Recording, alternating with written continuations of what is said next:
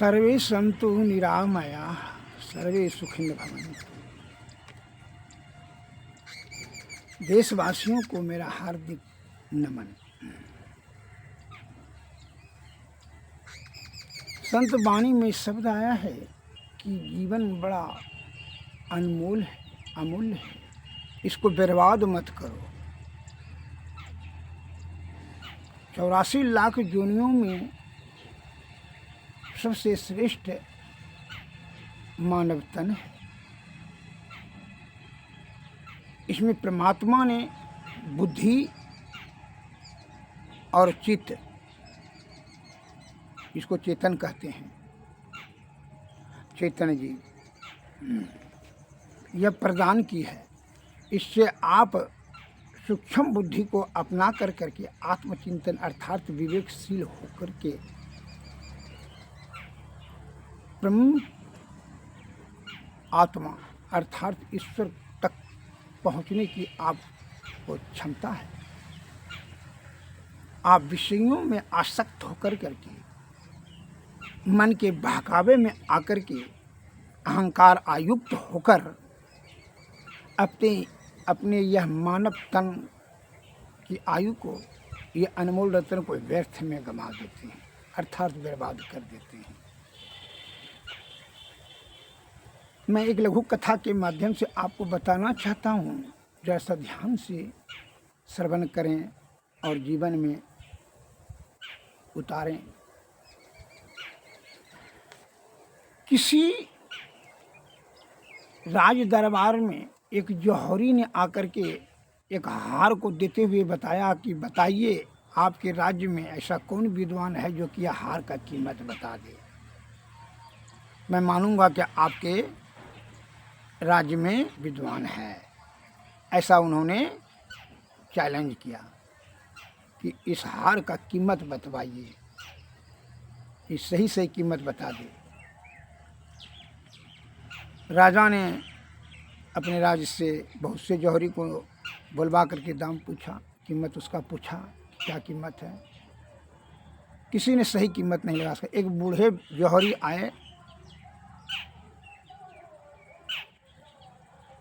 उसने सूक्ष्म दृष्टिपात किया सूक्ष्म ज्ञान से, और उसने बताया कि इसका 99,000 रुपया कीमत है। तो जो जौहरी ने हार का कीमत पूछने के लिए चैलेंज किया था, उससे पूछा क्या सही है। बल्कि जी राजा साहब ये सही कीमत बता रहा। तो राजा ने पूछा कि आप 99,000 क्यों बताएं। आप 1 लाख बोल सकते थे और कुछ भी बोल सकते थे। तो 99,000 किस आधार पर इसको आप कीमत सही सही बताएं, इसका कारण। तो जौहरी ने, वो बूढ़े जौहरी ने कहा इसका मूल कारण यह है कि इसमें 99 माला है, जिसमें कि 98 ठो तो जीवित पत्थर है, अब बाकी 1 ठो जो है पत्थर मर चुका है, इसलिए उसका कोई कीमत नहीं है। 100 माला है, 100 माला है, जिसमें कि 1 ठो मृत हो गया है और 99 ठो जीवित है, इसलिए 99,000 रुपया दाम है। 1,000 रुपया पत्थर है। क्या बात सही है? तो उस जौहरी ने कहा, जो बाहर से जौहरी आए थे हार लेकर के, कहा सही बात है, ये जौहरी का बड़ा सूक्ष्म ज्ञान है। तो राजा बड़ी प्रसन्न होकर के, खुश होकर के कहा कि मंत्री जी इसको क्या इनाम दिया जाए। ये अपने राज्य का बड़ा सूक्ष्म ज्ञानी जौहरी है। तो मंत्री जी तो प्रकांड धुरंधर विद्वान थे, वो भी आत्मज्ञानी थे। तो मंत्री ने कहा इनको 100 जूते इनाम में दिया जाए, मैंने 100 जूते इसको प्रहार किया जाए। बूढ़ा जौहरी कहा ऐसा कैसे, क्या सुझाव आप दे रहे हैं। इसने अपने राज्य का आन बचाया है, शान बचाया है, और आप गलत सुझाव देते हैं कि इसको जो है सो जूता मारा जाए। ये सुझाव तो उचित नहीं लगता है। कहा ऐसा आपको लगता है मंत्री जी?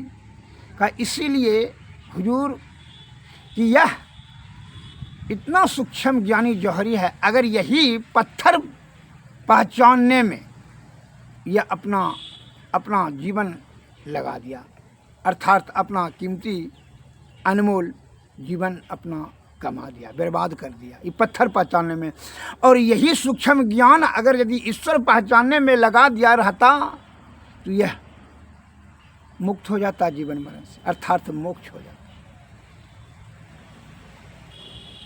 क्योंकि ये बात किस आधार पर कर रहे हैं? क्योंकि मैं इसका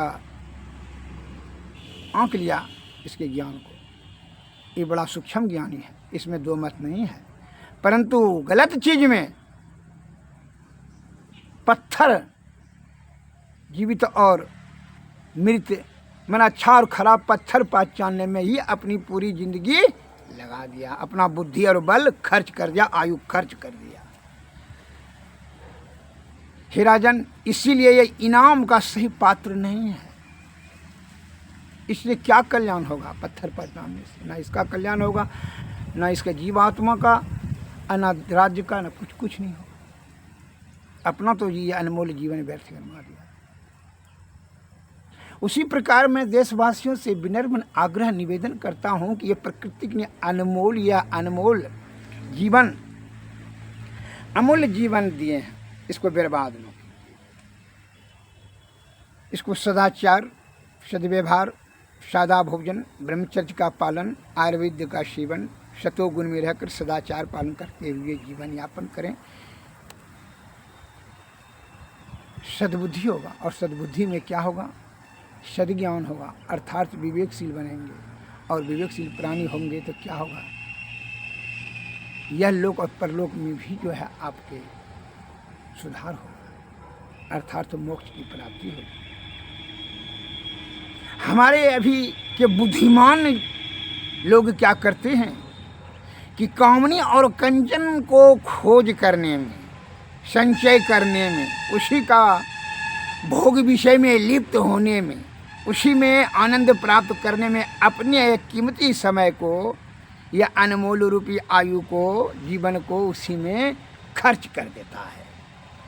जैसे उस वृद्ध जौहरी ने पत्थर खोजने में ही अपना कीमती समय बर्बाद कर दिया, उसी प्रकार कामनी और कंचन, धन और सुंदरता, सुंदरी, इसी को चक्कर में, इसमें वह सुख खोजता है, और इसी को संयोजन करने में ही अपना कीमती आयु, तन अर्थात जीवन और आयु सब खर्च कर देता है। यही बड़ा घोर आश्चर्य है। हमारे संत महात्मा लोग बताते हैं कि धर्म, अर्थ, काम और मोक्ष सतो गुण में रहते हुए इसकी प्राप्ति करने के लिए प्रयत्नशील सदैव रहना चाहिए। तो धर्म के रास्ते से चलेंगे तभी मोक्ष की तरफ बढ़ेंगे। तो धर्म के रास्ते से कैसे चलेंगे? धर्म को संयोजन करने के लिए परमार्थ की परम आवश्यकता है। कह संत वाणी में शब्द आया है कि परहित सरिस धर्म नहीं भाई, अब पर पीड़ा श्यम नहीं अधिमाई। निस्वार्थ भाव से जो परम हित, दूसरे का हित का ध्यान रख करके सेवा करते हैं, उससे बड़ा धर्म कुछ नहीं। और यही भाव रख कर करके गुरु के आशीर्वाद से मैं उनकी का आज्ञा का अनुसरण करके पालन करते हुए मैं परमार्थ के भाव से निस्वार्थ सेवा आयुर्वेद का ज्ञान दे रहा हूँ। 40 वर्षों से सेवा कर रहा हूँ और अभी भी मैं दे रहा हूँ। सुने और समझें और समझ करके दवाई को संयोजन करके बना करके अपने हाथ से सेवन करें। ना कंपनी पर, ना विदेशी दवाइयों पर भरोसा विश्वास कर करके नहीं रहे। इससे क्या होगा, अनेक प्रकार का जो है हमारी इम्यूनिटी पावर ख़त्म हो जाता है। कड़ा पावर जो है हाई एंटीबायोटिक दवा चलाने से हमारी हीमोग्लोबिन शॉर्ट करता है, नाना प्रकार के जो है रोगों के चक्कर में फंस जाते हैं और जीवन अपना दुखमय और कष्टमय बना लेते हैं। इस बात को ध्यान में रख करके कुछ मैं आयुर्वेदिक ज्ञान देना चाहता हूँ। वचन सुन लीजिए। क्यों आध्यात्मिक ज्ञान क्यों जरूरी, इतना उपमा देने की क्या जरूरत है? डायरेक्ट दवाई भी बता सकते थे, लेकिन जरूरी है इसलिए कि सद्बुद्धि नहीं होगा तो सही ज्ञान का ठहराव मस्तिष्क में नहीं होगा। कहा मस्तिष्क गुमराह कर दिया पाखंडियों, दलालों और पूंजीपतियों ने आपका, इसलिए अब आप आयुर्वेद का आलोचना करते हैं। ये सबसे बड़ी भारी भूल है। जो प्रकृति द्वारा बनाई गई यह महाऔषध है। यह महाऔषध का अमल करने के लिए सद्बुद्धि, सद्ज्ञान, सदाचार, सत्वगुण में रहना परम आवश्यक है, तभी कार्य सिद्ध होगा।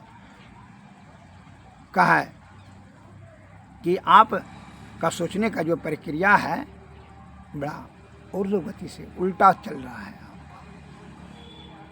जैसे सही फसल उपजाने के लिए बड़ी कड़ी मेहनत करने की आवश्यकता होता है, और अगर यदि सही आदत लगाने के लिए बड़ा कड़ा माँ बाप को, वैद्य और गुरुओं को बड़ा कड़ा मेहनत करना पड़ता है सही ज्ञान और सही रास्ते पर ले आने के लिए। अगर यदि मेहनत नहीं किया जाए, प्रयत्न नहीं किया जाए, अगर छोड़ दिया जाए तो वो नीचे की ओर अपने आप खिसक जाएगा। जैसे एक उदाहरण देते हैं, जैसे चिरोता पीने के लिए बच्चा को, बाल बच्चा को क्या करता है, बहुत फुसलाना पड़ता है, समझाना पड़ता है, लोभ लालच देना पड़ता है। बेटा चिरोता पियो, बुखार छूटेगा, पित्त शुद्ध होगा, भूख बढ़ेगा, बहुत लाभ होगा, रक्त शुद्ध होगा, पित्त शुद्ध होगा, बीमारी से तुम बचोगे, ज्वर से बचोगे। ये समझाना पड़ता है, बढ़ाना पड़ता है, डरना पड़ता है। पियो, उसको लालच देना, अच्छा चॉकलेट देंगे, पियो, इसको पियो। लेकिन तो फिर भी पीते पीते पीते पीते जो क्या करता है, पिलाते पिलाते जो है ना आधा आधा तो गिरा ही देता है। उसी प्रकार आयुर्वेद का सेवन कराने के लिए मुझे बहुत प्रयत्न कराना पड़ रहा है, जबकि हमारे महापुरुषों ने, आदि विद्वान वैद्यगणों ने शास्त्र में ज्ञान को पहले ही सन्निहित कर चुके हैं। अभी हम लोग को बहुत मेहनत करना पड़ता है आपको समझाने बुझाने के लिए। आयुर्वेद के प्रति श्रद्धा और आस्था और प्रेम को जगाने के लिए बड़ा कड़ा मेहनत करना पड़ रहा है, उदाहरण देना पड़ता है। काहे कि आप क्विक एक्शन के लालच में पड़ गए हैं ना, मोह में आपको तो मति भ्रम कर दिया है। अच्छा, आयुर्वेद का ज्ञान अब मैं आपको कुछ देना चाहता हूँ, सद्ज्ञान वचन के माध्यम से। देखिए इसमें वचन में आता है क्या, सुन लीजिए। वचन में भी व्याकरण के हिसाब से 3 बजे एक वचन बहुवचन होता है, लेकिन आयुर्वेदिक के अध्यात्म ज्ञान के हिसाब से वचन 4 प्रकार के बताए हैं। एक होता है केवल वचन, जो साधारण बोलचाल में जो साधारण भाषा बोलते हैं, ये सामान लाओ, सामान ला, ऐसे दो, ऐसे दो, खाना खाओ, स्नान करो, ये सब वचन हुआ। काम करो इत्यादि, ये सब वचन हुआ। कुवचन में जो है अभद्र शब्द का प्रयोग जिससे कि क्रोध उत्पन्न होता है उसको कुवचन कहता है। सुवचन में मधुर वाणी का प्रयोग करना जिससे कि आत्मा तृप्त होता है। अब परवचन से क्या होता है, अलौकिक लाभ मिलता है। आध्यात्मिक ज्ञान जिसमें हो उसे परवचन कहा जाता है। उस ज्ञान से यह लोक और परलोक दोनों में सुधार होता है। ये जीवात्मा को परमात्मा में मुक्ति कराने का भी युक्ति बताया जाता है वो परवचन में। इसलिए परवचन की परम आवश्यकता है कि अनमोल चीज़ प्राप्त करने के लिए अनमोल वाणी की अति अनिवार्यता है। इसलिए मैं आयुर्वेद ज्ञान देने के पूर्व ही श्रीमानों को अपने देशवासियों को यह कहना चाहता हूँ, निवेदन करना चाहता हूँ, प्रवचन के माध्यम से कि भाई सतोगुण में रहें, सदाचार का पालन करें, आयुर्वेद का सेवन करें तो आरोग्यता दीर्घास्था प्राप्त होगा। और जब आरोग्यता हो जाएगा तभी आप धर्म करते हुए मोक्ष की तरफ बढ़ेंगे, दीर्घ आयुवान, निरोगवान, बलवान। तब आनंद और परमानंद दोनों की प्राप्ति करने में आप सक्षम हो जाएंगे। यह मैं आपको अब बता रहा हूँ कि यह जीवन को अनमोल है। इसमें जो आयुर्वेद भैषज रत्नावली में बताया है, इसके निरोगता आरोग्यता के लिए, रोग को शमन कराने के लिए जो ज्ञान शास्त्र में दिया है वो से देख लीजिए। हम आपको बता रहे हैं, इसमें संस्कृत में लिखा गया है भैषज रत्नावली में। इसमें क्या बताया है, हिंदी में भी टीकाकरण किया गया। हिंदी में पढ़कर सुना देते हैं जो कि आम जन को लाभ प्राप्त हो। ये दवाई को संयोजित कर करके बना करके सेवन करें, अत्यंत लाभ मिलेगा, इसमें जरा भी संशय और संदेह नहीं है। शुद्ध पारा, शुद्ध गंधक, लो भस्म, 20 अवरक भस्म, हरताल, वायविडिंग, रेणुका, नागरमोथा, छोटी इलायची, पिपला मूल, नाग केसर, सौंठ, मरीच, पीपल, त्रिफला, चीते की जड़ और शोधित जमाल गोटे के बीज, इन सब औषधियों को समान भाग लेकर एकत्र चूर्ण कर लें। फिर चूर्ण से दुगुना गुड़ मिलाकर इमली के चौसे की बराबर गोलियां बनाकर प्रतिदिन प्रातःकाल एक एक गोली सेवन करें। इस विजय भैरव रस को ब्रह्मा ने निर्माण किया है। यह रस खांसी, श्वास, क्षय में सूखना, शरीर सूखने लगता, गुल, प्रमेह, विषम ज्वर, अजीर्ण, संघरनी, पांडु, संघरनी में होता और पे चीज ले जाके ना खुचु खुचु पे खाना, पांडु, पीलिया जिसको कहते हैं, आरुचि, अतिसार, अधिक लेटिंग होना, अतिसार, सुतिका रोग, अपान वायु दूषित हो जाएगा, हृदय रोग, हार्ट डिजीज जिसको कहते हैं हृदय रोग, सूल में वेदना, कहीं को दर्द हो, वात रोग, किसी प्रकार का वात रोग हो, कंठ रोग, कंठ में किसी प्रकार का कोई कष्ट हो, इत्यादि विकारों को तत्काल नष्ट करता है, था शीघ्र ही नष्ट कर देता है, छीन कर देता है।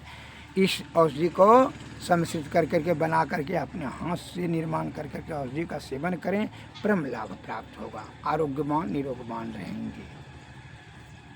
जय भारत, जय हिंद। हमसे संपर्क साधने के लिए मोबाइल नंबर मैं बता देता हूँ, 93 34 70 46 25।